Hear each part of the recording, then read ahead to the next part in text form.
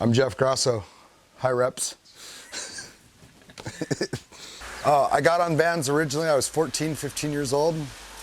Everett Rosecrans got me on the team. He needed somebody to fill in for his son at Knott's Berry Farm for a demo. They used to do demos there. And I was 14, 15 years old. And, you know, we rode like the Gale Webb ramp, the clear plexiglass ramp. And I went down to Knott's Berry Farm and did some demos with Lance Mountain. We rode for Veriflex. Everybody on Veriflex was on Vans. They put me on Vans.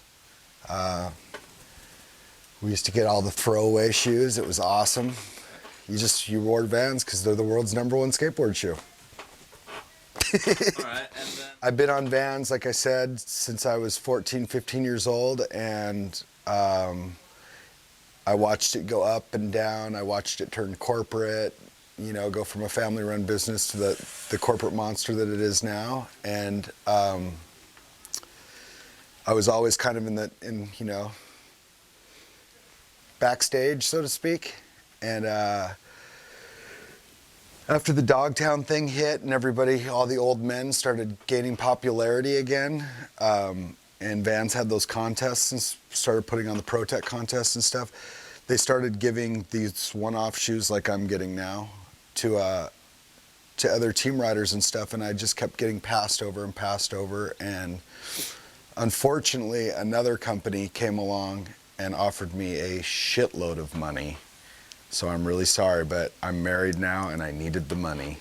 I got to provide for my wife. And they gave me an opportunity to make a shoe, and I was working with one of the original Vans shoe designers, the guy that did the Chuckaboot and the first cabs and stuff like that, which I, you know, being an old school Vans guy, I was like, well, that's kind of a plus. So basically I just knocked off a half cab and made a Vans on another shoe company. And it lasted for about a year, and it totally sucked, and I totally regret doing it. But the good part about it that came out of it was it kind of put me back on the radar, because I wasn't on the radar to Vans. And Robin went and Scott went, and they worked really, really hard to get me back in the fold, and I'm totally grateful to the two of them and for the opportunity. And I'm back home where I should have never left. The prodigal son returns.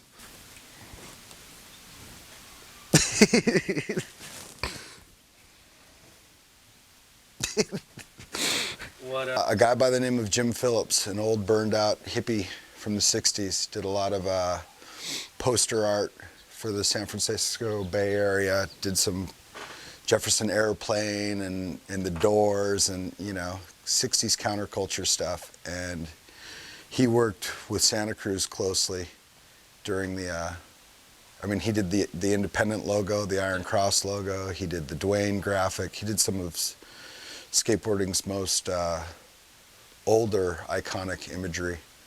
And I got the opportunity to work with him when I got on Santa Cruz, and went in there and just said, you know, I want a devil and an angel and blah, blah, blah. And he looked at me like I was insane, and he came back with that. And he's an awesome artist, and a lot of people really, really dig his stuff. So it's cool that he gets the opportunity to get his stuff out there again a little bit too. I'm stoked for Jim. I've been wearing the shoes for 35 years. I took 1 year off to go do the other shoe thing, like I said, but so 34 years.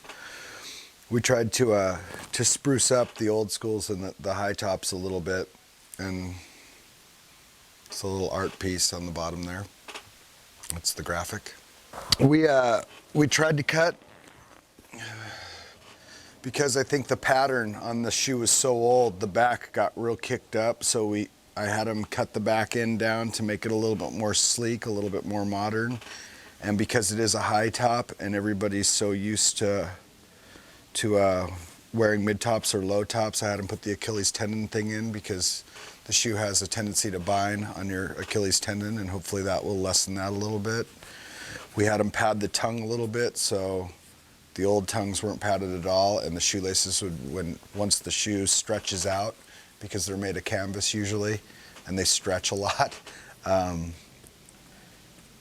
tightening down your laces has a tendency to cut off the circulation in your foot, so we had them pad the tongue. And I had them for the old fat guys like myself put lace savers in, because guys that wear these types of shoes that actually skateboard are knee bailers, knee sliders. So they slide on the tops a lot, and you break a lot of shoelaces. So I had them build in the lace saver system. I don't know if you can see that, but so you can run your laces inside, because usually we slit them with the razor blade in the old days and run them through, but it's canvas underneath there, so it would rip out real easy and your shoes wouldn't last long. So that's kind of a cool thing. And I had them go back to the original no ollie pad style here, just to make it more authentic, and I just thought it looked better. I made them, well, I didn't make them do anything. I asked them to make them out of the emo leather for all the people who don't like to eat our friends. You know, the nubuck, I think it's called. I just kind of like it. I think it's cool. We also asked them to put a piece of rubber, I forgot what they call it, Capex or Duraware, or it's got some little catchy phrase. I'm sure you guys have seen it in your literature. Underneath the toe here, so that when you do slide on them, here, I can show you my shoe right here.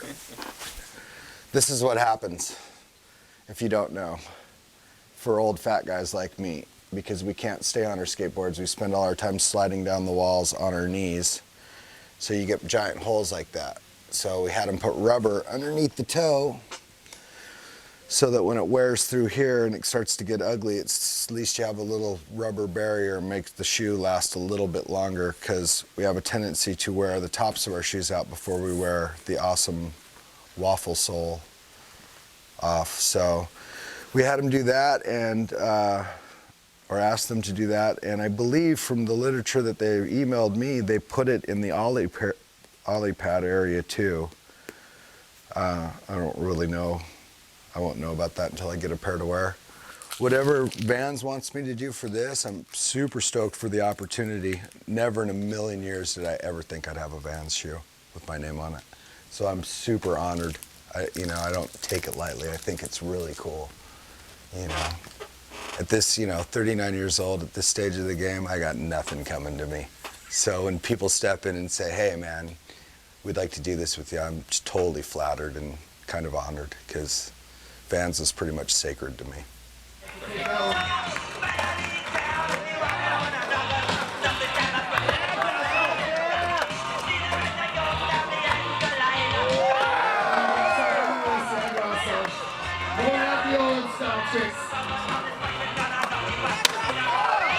Let's hit the Jeff Costa.